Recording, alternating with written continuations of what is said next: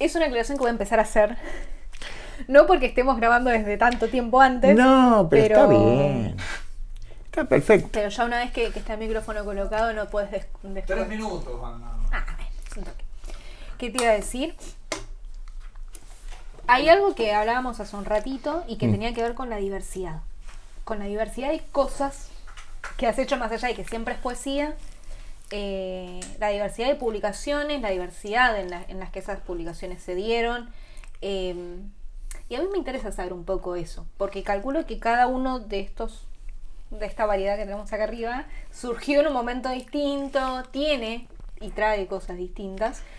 Y me gustaría saber cómo fue el proceso de ese Eduardo que empezó a escribir poesía y este Eduardo hoy llegando a sus 7 décadas, 6 décadas. Y todavía. ya casi. En realidad yo, estando en la secundaria y habiendo cambiado del industrial, que no me gustaba, pero bueno, me mandaron. Hice 2 años y pasé al tercer año del segundo industrial, tercero nacional. Y un amigo y compañero que se llama Guillermo, había hecho un poema y no sé, me gustó, los demás se burlaban y demás, y a mí me gustó. La poesía a veces da para eso, lamentable, no sé por qué, pero da como para la burla, para que haya... el juicio, creo yo. Sí, como que les agarra vergüenza ajena. En vez de ponerse colorado, el que está leyendo se pone colorado, el que está escuchando, es muy loco. Pero bueno, los chicos se burlaban y demás, y yo le dije, che, a ver. Y después llegué a casa y no me preguntes por qué.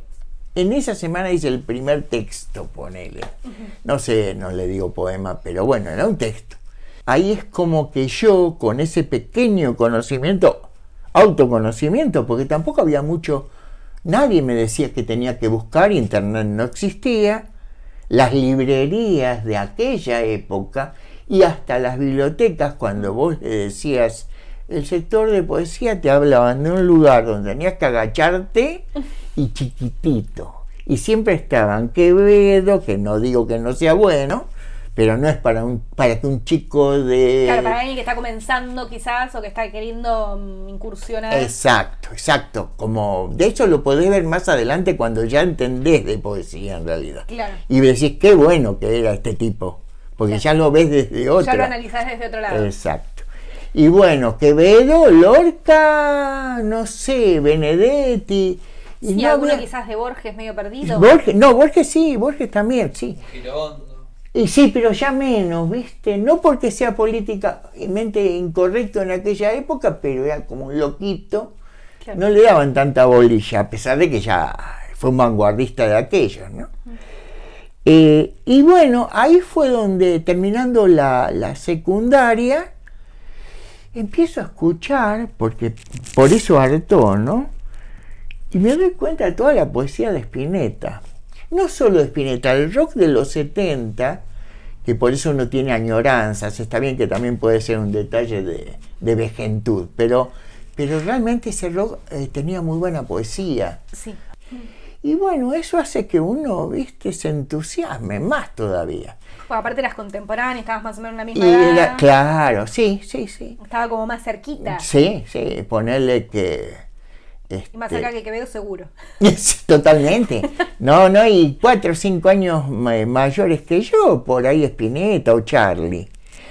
El tema es que a partir de ahí empecé a garabatear cosas y tenía mi cuadernito, pero circunstancialmente. Uh-huh. En realidad el gran cambio yo lo hago cuando me voy a vivir a la Patagonia. Me olvido un poco de la poesía, parece que la estaba viviendo en otro sentido. Y a los 30 años empecé a asistir enseguida a un centro de escritores. Centro de Escritores de General Roca, en una biblioteca popular. Uh-huh. Y ahí empieza... Y ahí hizo track. Dije, esto quiero empieza para... a canalizarse, digamos. Quiero esto para mí. La pregunta yo sé que... No sé si se puede responder. Y no sé cómo tampoco formularla, pero... ¿Cómo te das cuenta ¿Cómo decís, che, esto yo no lo largo más? En realidad he tenido, a mí no me asusta comentarlo porque no me da vergüenza, la vida es un poco así, o yo soy un poco así. He tenido otras cosas en mi vida que las comencé y las dejé. Hasta que apareció esto, y fue distinto, no sé, yo tampoco sé por qué. Pero dije, esto me gusta, esto es lo mío, y hasta lo veo con un fondo espiritual a lo poético. Siempre pensé que, de acuerdo con las lecturas que uno tiene también, ¿no? Que en un principio, en la noche de los tiempos, por ahí la poética, y tenía mucho que ver con los misterios divinos de cualquier religión, las búsquedas. Yo, dentro de mi prejuicio, Sí. digo, porque me declaro una prejuiciosa de la poesía, siempre entendí que la poesía tenía un costado como más, como que ayudaba más a poder canalizar un sentimiento o a explicar una emoción o a poner, digamos, de manifiesto una emocionalidad. Sí. Y que la narrativa tenía como un costado como más racional, si se quiere, como más, Está bien ya eso. más deglutido, como más específico. Los surrealistas decían que era el núcleo vivo de toda manifestación artística. Los surrealistas que, si vos recordás, fue el único movimiento en que no empezó con la plástica y siguió con la poesía, como los futuristas o como, a ver qué otro. Bueno, la mayoría de las vanguardias, ¿no? Uh-huh. El modernismo. El modernismo, sí, pero en el caso del surrealismo empezó con la poesía y se fueron apegando artistas plásticos, Dalí, Miró, ¿no? Uh-huh. Hasta Picasso tuvo una época surrealista, no es la más conocida, pero existió. Sí, tal cual. Y bueno, es por eso que yo siempre le digo a mis talleristas, les suelo decir que lo más triste que puede pasar es que un poema no tenga poesía, y puede ocurrir. ¿Cómo pasa eso? A ver. Es lo mismo que un cuadro que tenga los colores exactos, una técnica preciosa y que no diga absolutamente nada. Ahí no hay poesía. La búsqueda estética, o sea, lo que caracteriza a la poesía, podemos decir, o una de las características, podemos decir que es eso. Y hay algo más que me parece que es muy importante, y a veces Aldo Pellegrini decía que el poema, para mí es vital esto, el poema pretende decir con palabras lo que las palabras no pueden decir, que es más o menos lo que dice Sartre cuando habla de el poeta es el hombre que se niega a utilizar el lenguaje. O sea, se utiliza la metáfora, todo poema es una gran metáfora. ¿Por qué? Porque en realidad hay cosas que no sabes cómo decirlas. Si vos no comparás todo el tiempo, si no haces analogías con otras cosas. Bueno, eso, ahí está la poesía, que también aparece, insisto, en la narrativa, en algunos momentos, por supuesto. No como poema, pero tan delicada y deliciosa como en Cortázar, como muchos, ¿va? En ese sentido hablas del lenguaje y me viene bien para preguntarte. Sí. Porque estamos hablando del uso del lenguaje específicamente. Sí. Y acá hay un libro que es italiano y vos me has contado incluso fuera de cámara que fuiste traducido a otros idiomas. ¿Se puede traducir la poesía? Es muy delicado, depende mucho del traductor, incluso en narrativa se habla de buenas y malas traducciones, y en poesía, evidentemente, si no es un poeta, no puede traducir. Acá, por ejemplo, Aldo Entre poetas se entienden. No, pero manejan el lenguaje poético como para intentar algo. Es que parece una pavada y por eso también te pregunto por el uso del lenguaje. Uno cuando aprende un idioma tenés que aprender a razonar de una manera diferente. Digo, porque pensás de una manera diferente, porque percibís la realidad de una manera diferente. Y por eso pregunto específicamente, o sea, en la poesía, que es algo tan preciso, por decirlo de alguna manera, que vos evocás una sensación o seguís una línea de pensamiento tan fina. Claro. Por eso pregunto, digo, a veces una mínima diferencia, si se quiere, puede cambiar el mensaje completo. Sí, y la vas a encontrar. Si hay en narrativa, imagínate en poesía. Por eso hay gente que se acerca más a la excelencia y otra que, bueno, hace lo que puede. Y yo insisto con el hecho de que nos perderíamos, no sé, desde los chinos antiguos o Marcial, yo me mato de risa con el Marcial romano, que me mato de risa con algunas cositas muy chiquititas que tiene, que podrían aplicar tranquilamente a nuestro tiempo. Y nos estaríamos perdiendo todo eso. Todo eso. Sí, seguro. Aprovecho en este momento, porque yo una vez participé brevemente de una charla que diste sobre haiku. Entiendo que son japoneses, sí, pero bueno, están en Oriente, así que sí, no me parece sí, ver mapa. Totalmente. Y mi pregunta, teniendo en cuenta que entiendo poco de haiku, ¿qué diferencia hay, como para ser un poco más práctico, entre el haiku y los poemas cortitos que hiciste en Charamusca? ¿Cómo diferenciamos un poema corto de un haiku? Y el haiku, en realidad, para que el haiku sea un haiku, hay toda una cosa que hasta los occidentales tienen que ir aproximándose si quieren hacer haikus decentes. Hay como que compenetrarse un poco en el zen. No digo que tengan que salir budistas zen, pero tienen que acercarse. Conozco varios que lo han hecho. La búsqueda espiritual, digamos. También porque el haiku para nosotros parece soso. No parece una cosa, viste, que uno acá... Hay poemas, sobre todo los latinoamericanos, tienen muy buena poesía. Y volviendo al tema del haiku, la diferencia es que uno escribe un poema cortito, y muchas veces uno escribe poemas cortitos, pero ni ahí tiene ese espíritu, esa cosa que es como despojarse de uno, en realidad, y tener como una diapositiva en palabras, breve, concisa, cortita.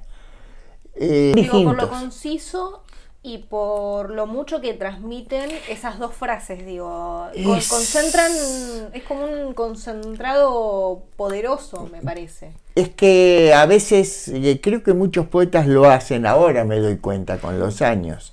Lo hizo Raúl Gustavo Aguirre, lo hizo Paul Celan. A veces vos tenés algo que parece que va a querer ser un poema y te quedó en una frase. Y no está para tirar, porque ves que hay algo. Entonces lo dejas. Rodolfo Alonso, muchos han hecho ese tipo de... Yo empecé ahora con los 2 últimos libros, me abusé un poco de García y bueno, claro, porque antes no lo hacía, por ahí tenía algunos que de casualidad era chiquito en otros libros, pero acá hice la separata y todo, ¿no? Sí, me parece interesante, y aparte el poder de síntesis a mí siempre me gustó. No lo manejo bien. Cuando sale, sale. No creo. En realidad la poesía, no sé si es tan manejable. Yo creo que el poema es una gran diferencia. Porque digo que esto es tremendo, pero da lugar a debate. Pero, como decía, muchos poetas dicen, somos poetas, Raúl Gustavo Aguirre, y no escritores. Porque el escritor en sí sería alguien que se sienta tranquilamente y dice, bueno, voy a dedicar 3 horas a esto. Y como desde el discurso racional puede armar algo, por ahí lo tira o por ahí no. Pero el chispazo que provoca la poesía llega en el momento y si no lo anotás, se fue y no vuelve. Yo que escribí cuentos te lo puedo ejemplificar. Yo voy en una bicicleta. Tengo mi morral a propósito que me había hecho por si se me ocurría algo. Entonces, no tenía celular en aquel entonces. Entonces, si era un poema, aunque sea garabateaba qué quería decir, para después ampliarlo. Lo mismo si me despierto a la noche. Lo tenés ahí al ladito de la mesa de luz. Claro. Mira. Aunque sea garabateo, si puedo sigo, pero que no se pierda, porque eso de me voy a acordar, en poesía no existe. Bien. En cambio en el cuento, como el discurso es lógico, la elección de las palabras puede ser variada. Mientras vos sepas qué querés decir, cómo querés desarrollarlo y cómo querés terminarlo, después uno elige las palabras y podés hacer varias versiones y ver cuál te satisface más. En poesía no, se perdió eso y es terrible. Se pone mal uno cuando se pierde algo que parecía, o lo sueña, también pasa. Peor, porque los sueños no te acordás nada. ¿Cómo elegís? ¿Cómo corregís? ¿Cómo diferenciás el que vas a poner en un libro y el que no? Bueno, ese es un punto interesante. Está de moda que los poemarios sean temáticos. Está de moda porque no siempre fue así, ¿no? Incluso hay editoriales, no creo tanto ahora, que te piden que lo que vos edites tenga un hilo línea conductor. Yo no lo sé hacer, ni me parece que sea importante, casi te diría que no me gusta. Que tenga que haber puntos en común, por ahí sí. Paulita, por ejemplo, Paula, me encantó el prólogo que hizo. Los prólogos que he leído, la verdad, preciosos los dos, tanto el de Baby Boomer como el de Artaud, preciosos los dos. Sí, sí. O sea, hay mucho cariño ahí también puesto. Sí, mira, hice algo inverso de los primeros libros, porque yo acá tengo a Clara Fernández Moreno, acá tengo a Marco Silve, que era un poeta muy, muy conocido de Capital, acá tengo a Fabio Moravito, un mexicano de origen italiano que es fantástico, y acá Laura Yazán, que para mí fue una amiga querida y falleció en la época de la pandemia. Pero después acá dije, ¿por qué no darle a mis amigos jóvenes? Claro. Y estos dos son gente más joven que yo. Este chico está en La Angostura y es muy buen poeta y narrador también. Y en este caso, bueno, Paula, que la conocía y se sorprendió. Y sí, yo puedo buscar, no sé, un Teuco Castilla, pero me pareció que es el momento de invertir las cosas. De que lleguen nuevos. De buscar, de sí, guiar. y de buscar, no, y aparte de buscar la riqueza con que te dicen los jóvenes también las cosas, la frescura, ¿no? Por ahí. Y tienen algo en particular los dos, se sincronizan con dos discos. No, eso no lo... Mira, sí, en Artaud, bueno, tenés razón. con Artaud de Spinetta, de Pescado Rabioso, sí, y en Baby Boomer con los Doors. Sí, sí, sí. Sí, no le hablemos a Paula, que estaba enamorada de Jim Morrison, evidentemente. Sí, sí, es así, es verdad. Y me pareció muy bueno porque brotan, gracias a Dios brotan, acá mismo en la Argentina, todos los días aparece gente nueva que escribe, hay de todo. Pero por eso los talleres por ahí, para ordenar un poco eso. Para mí, un tallerista es un guía de ruta, alguien que sabe un poco más. No es que se la sabe toda, porque no aprendemos, nunca terminamos de aprender. Es que esa iba a ser un poco me das pie para preguntarte, porque sos un poeta que dedicó gran parte de su vida a la poesía y que se dedicó mucho tiempo a ser tallerista, digamos, a dar talleres. ¿Cómo es dedicarse a la poesía? Digo, ¿cómo fue esta vida de poeta? Mirá, para mí ahora, a través del tiempo, es fantástico el resultado. En este sentido, evidentemente, si querés jugártela por la poesía y no venís de cuna noble, no la vas a tener nunca a nivel económico si te dedicas de lleno a la poesía. Pero te va a responder con creces la poesía a la vez, porque si vos no la abandonás, no te abandona, eso seguro. No es, como decía Lorca, ¿no? No quiere adeptos, quiere amantes la poesía. Y yo pienso que le saqué la lengua al sistema, que para mí es... Viste que no dije le hice faquio, ahora lo dije. Pero, claro, ese sería Bukowski. Pero sí, creo que me di el gusto de vivir de esto, de sobrevivir. Pero ¿quién no sobrevive en la Argentina? ¿Cuánta gente que viaja en el Sarmiento vuelve cansada? Sí. No disfruta de enseñar, porque me gusta más escribir, pero enseñar es hermoso y transmitir y ver el entusiasmo, el crecimiento. Me pasó con la poesía en general, que me pareció inaccesible cuando lo vi en la escuela y eso hizo que se me quedara como lejos. Me pareció inaccesible para poder hacerlo. y que algo que me dio mucha bronca en su momento, es que a mí en la escuela me obligaban a escribir poesía con métrica, con qué sé yo, Ay, con un no. montón de cosas, y después yo escuchaba a Fito Páez que no rimaba un choto. Claro, Y era como, ¿por qué él es piola claro. y a mí me pones un 1? Si él no rima tampoco. Y ahí Acá, me negué con la poesía. acá hubo un pibito, ¿vos te acordás de Matías? Yo no me voy a olvidar más de Matías. Matías tenía 10 años, venía al taller allí. Sí. Matías, un día viene y me dice, Eduardo, así chiquito, Matías, mi maestra está loca, ¿qué te pasa, Matías? Nos hizo hacer un poema en el aula, me dice, y después tuvimos que leerlo. Y todos los chicos se reían de mí. Los pibes escribieron cualquier pavada, y Matías no escribió cualquier pavada. Pero ahora fíjate vos las cosas que pueden llegar a pasar cuando uno es bruto. Matías le muestra el poema, la maestra lo ve y dice, claro, Matías. Porque el poema decía como si todo el sol, en una partecita, en un bolso, un pibe de 10 años. ¿Dónde viste que el sol entre en un bolso?, le dijo la maestra. Esa era una maestra, ¿eh? No me la conté. Sí. Con razón le digo, sí, está loca tu maestra. ¿Qué querés que te diga? Pobrecito, venían dos pibitos que uno estaba enamorado de Francisco Madariaga. No sé qué le gustaba a Francisco Madariaga. Un surrealista más correntino que porteño, pero le encantaba el tío. No, siempre he tenido pibes. Hubo una que me mintió para entrar al taller allá en Moreno, porque entraban con 12 años para arriba y tenía 11. Y cuando llegó el cumpleaños, feliz cumpleaños, ya tenés 13. No, Eduardo, le mentí para poder entrar, tengo 12. Esas cosas me han pasado mucho.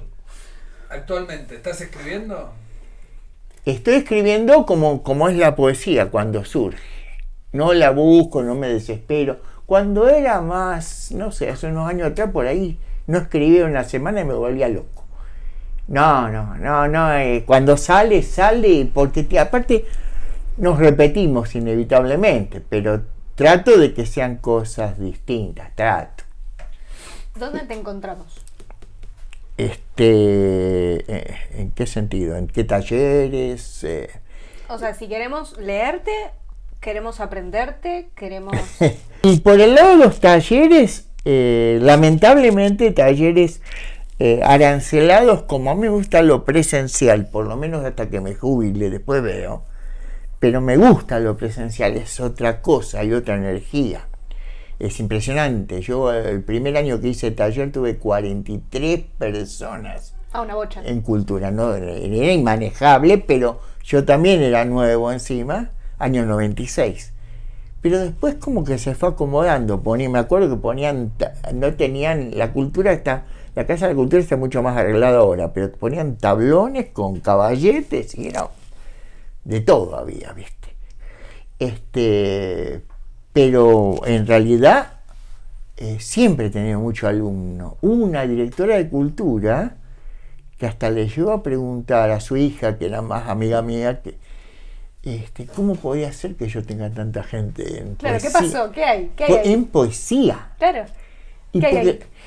Y en Rodríguez lo que me pasó es que primero me adoraron el primer año, y cuando llegó el de Elementales Leches, cuando llegó fin de año me dijeron, la verdad que te hemos odiado, Eduardo.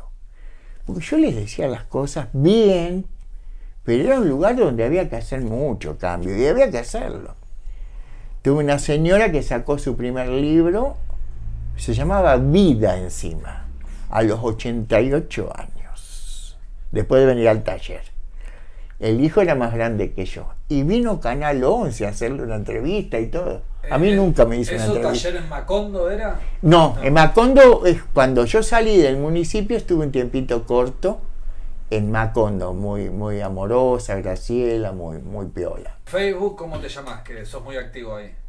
Eduardo J. Espósito. Así te encontramos. ¿Por qué? Porque en realidad era Eduardo Espósito, pero esa no sé qué pasó hace años. Okay. Soy de Facebook, no me acostumbré a Instagram, pero es que Facebook me ha dado un montón de cosas. Porque muchos poetas, a pesar de los tiempos, se mueven mucho en Facebook. Grandes, buenos poetas. Otros no aparecen, no quieren. pero muchísimos. Otra de las cosas que hablamos también en su momento con Raquel y que aprovecho a traerlo a colación es de la militancia. Y eso también lo noto mucho en vos, porque para que te traduzcan en bengalí, claramente tenés que tener como cierta militancia. Está bien, Internet facilita un montón de cosas, pero tenés que moverte. Porque si no, ¿cómo llegas a China? Claro, bueno, eso debe venir lo mismo que el enseñar. No me preguntes cómo aprendí porque no lo sé. Llegaste.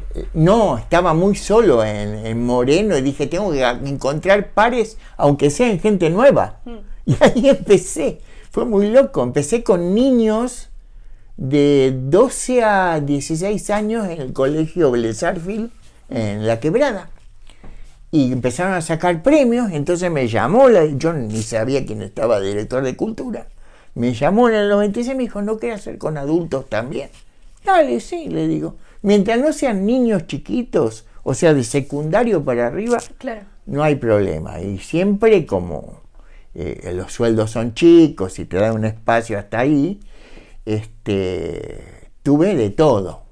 Como te comentaba, tuve gente con un secundario, con un primario, con una universidad. Tuve gente que no tenía nada de conocimiento y otra que venía hasta con algún librito o algo. Y para mí era mezclar todo y lograr acomodar. Y después venía la parte social, que yo no me daba cuenta.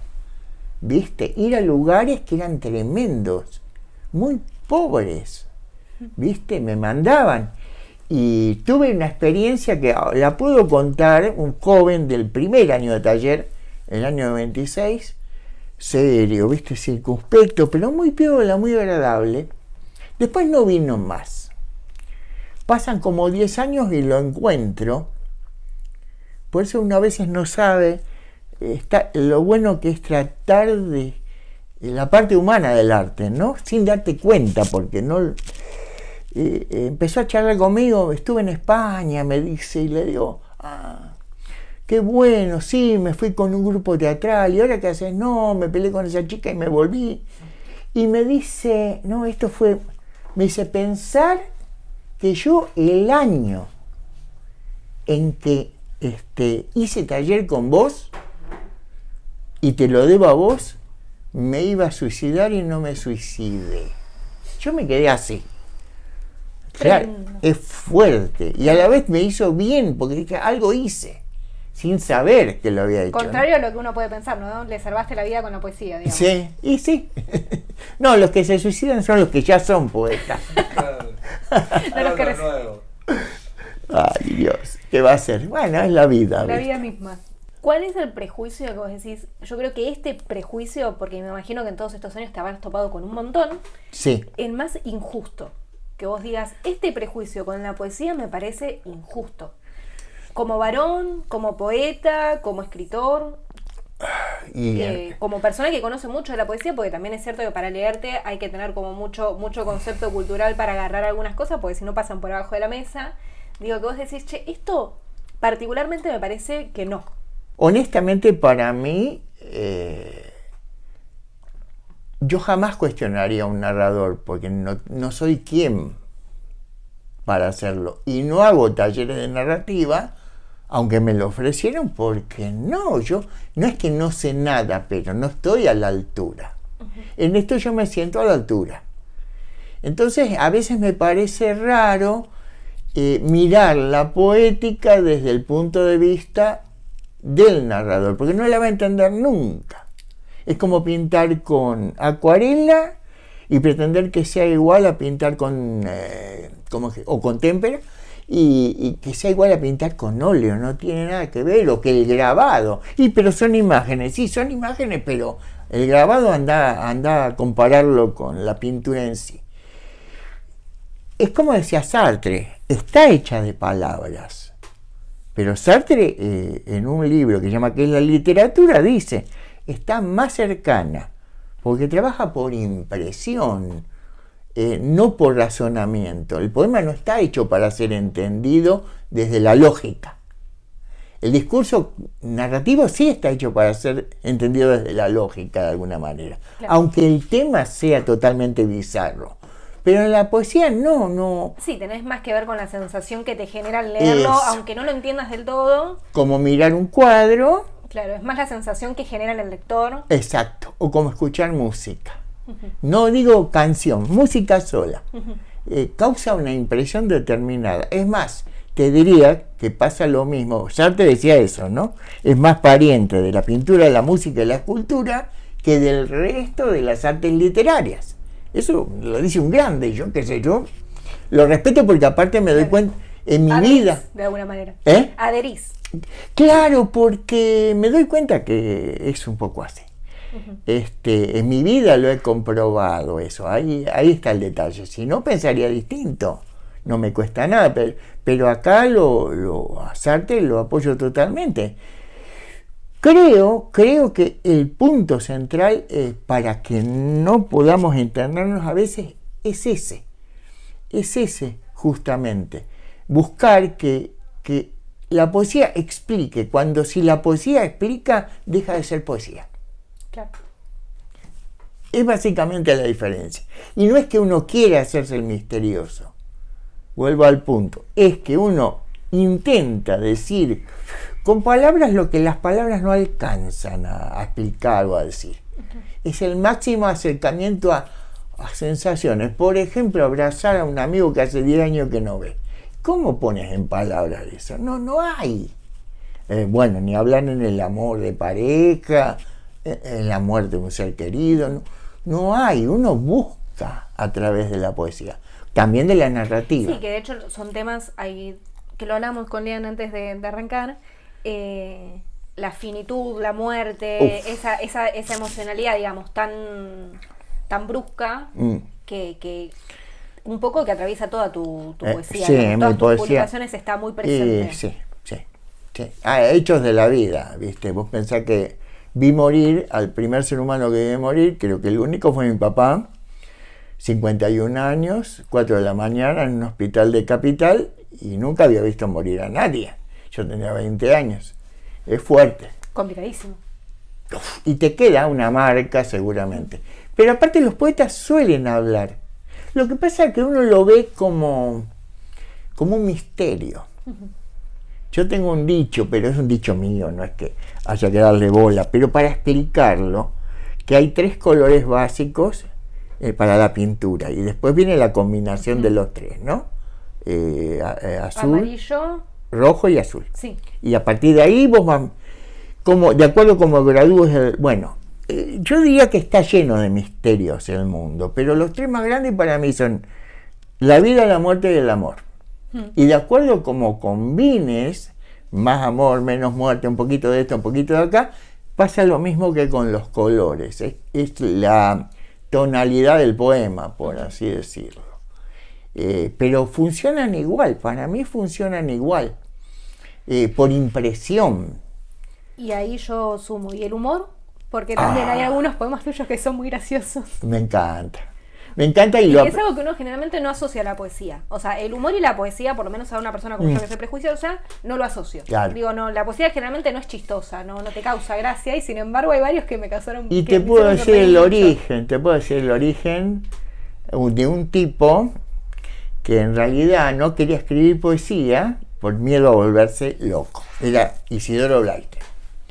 Escribió un solo libro de poesía que lo tengo en el año 65, que es hermoso, sucedió en La lluvia, y después no quiso, porque él tenía miedo, iba al terapeuta y le decía que no se animaba, pero yo fui a un encuentro en Río Negro, donde había venido un neuquino a dar una charla sobre el humor en la poesía, tenía 28, 29 años. Y ahí leyó La balada del boludo de Isidoro Blainstein. Ese poema es hermoso, y aparte de que hay humor, pero en el fondo es un tema muy serio. Es cómo te ve la sociedad cuando sos distinto. Es muy bueno. Yo creo que a mí me marcó eso, y porque en los momentos más feos que me tocó vivir, más de una vez me levantaba con poemas que terminaban risueños. Irónicamente risueños por ahí, pero al fin y al cabo... Una forma de sobrevivir, digamos. Y sí, ni hablar, ¿viste? Yo creo que eso tiene mucho que ver. es como una inyección de ánimo de algún lado y creando encima de paso, ¿viste? Sí, hay poemas en el primer libro, ni hablar, hay unos cuantos. También hay un poco más de erotismo, que es lógico. Después uno empieza a ponerse ya más pensador por fuerza. No, y aparte porque es cierto, te acercás más a una edad donde decís, bueno, ¿cuánto me falta? Aunque no quieras. Es lo que pasó en el último libro también. Pero la muerte es más un misterio que otra cosa. No es el miedo puede ser a sufrir, porque a nadie le gusta sufrir. La muerte en sí es un hecho que no podemos evitarlo. Ni nosotros, ni las mascotas que amamos, Sí, que a veces nadie. nos hacen llorar, y bueno, pero es la vida. Me quedo mucho con esto de todo lo que hemos transitado. Me quedo mucho con la poesía como forma de sobrellevar la vida y de sobreponerse a la muerte. Creo que es lo que más lo que resumo, si Buenísimo, se quiere, de esta buenísimo, conversación. buenísimo. Y a mí me gusta esto porque yo aprendo de cómo me ven los demás, porque yo a mí mismo me veo en el espejo, pero no tanto en el interior. Por eso lo saco para que lo pueda ver otro. Claro. Porque fuera de broma, yo calculo que, y eso también es algo que prejuicio del poeta, que para mí el poeta suele ser un ser mucho más sensible, y las personas más sensibles, sobrellevar la vida es re difícil. Es difícil. Es re Eso es difícil. verdad, lo conversamos mucho con los poetas. La tragedia de la existencia. Para bien y para mal. Cuando estás alegre, estás doblemente alegre, pero cuando te toca la otra, es bravo. Es bravo. De hecho, lo comento porque fue tremendo. Lo comentaba hoy, la que me hizo el prólogo acá, Laura Yazán, una poeta divina y espectacular que la recomiendo. Se suicidó a los 60 años en la pandemia. Estaba solita, siempre fue solitaria, pero ya no podía ver a la hija, a la nieta, a la hermana. Más aislada que de costumbre, digamos. Y le pegó mal. Sí, es que pienso en Me quería Alfonsina morir. incluso. Sí. Digo, leer a Alfonsina es profundamente hermoso, pero también hay una tragedia de fondo Sí, muy fuerte. totalmente.